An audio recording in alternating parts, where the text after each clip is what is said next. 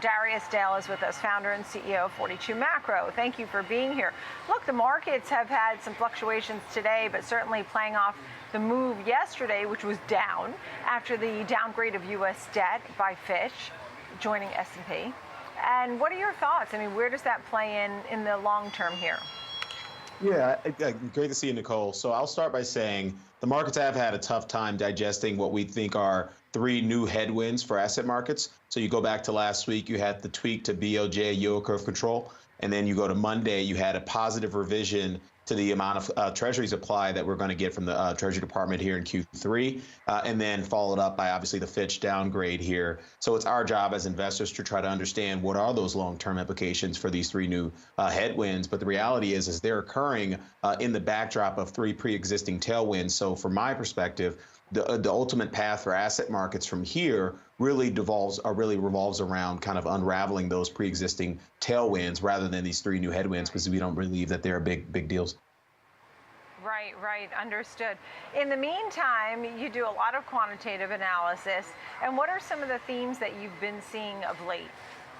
Yeah, absolutely. So let's go back to those pre-existing tailwinds. So when you think about the economy, obviously there's growth and there's inflation. On the growth side, we've been in the camp that the U.S. economy is likely to remain resilient really since the fall or summer of last year.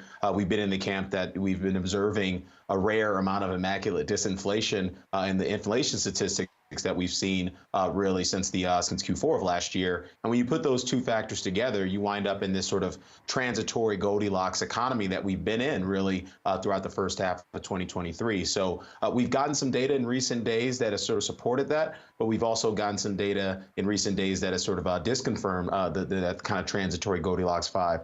Most notably this morning, obviously we got the ISM services number that came in at 52.7. That's a 2-month low in that statistic. We also got the ISM prices number. That number was 56.8. That's also a 3-month high in that statistic. So we're moving in the wrong direction from this perspective of transitory Goldilocks. But that's not all. We also got a lot of data that was incrementally supportive of this sort of transitory Goldilocks 5. You got jobless claims coming in at 227,000, continuing claims coming in at 1.7 million, obviously very supportive, says there's no recession in sight. So at this point now, I'd like to break it down piece by piece because, there's a lot of push and pull that's happening here.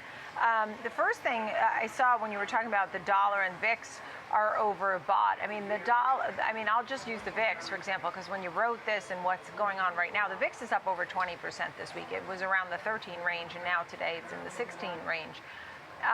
When you say the U.S. dollar and VIX are overbought, what do you mean and where do you think they're heading and how quickly?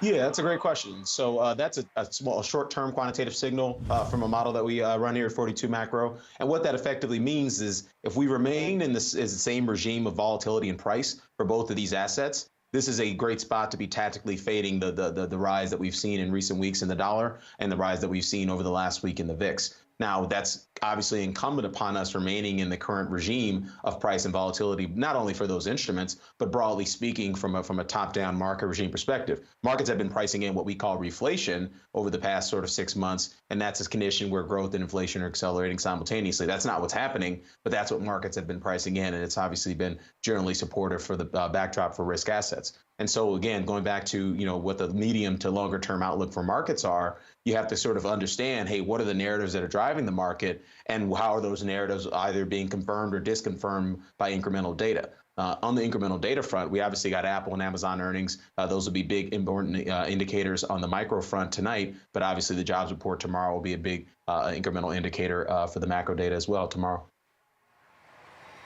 Yeah, without a doubt. I mean, there's so much to take in here. And, when you talk about fading this and these different models and the signals that you get, how would you quantify how you are feeling? I mean, it sounds like you're maybe a little more positive than negative, but how do you quantify how you're feeling about the market?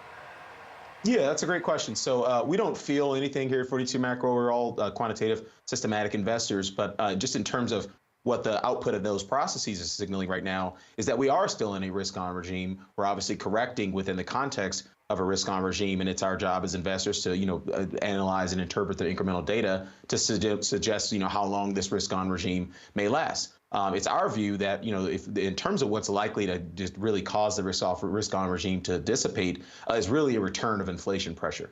Because you go back to what's really supporting the transitory Goldilocks 5 that has been supporting the stock market and credit markets all year is the fact that we've had this immaculate disinflation.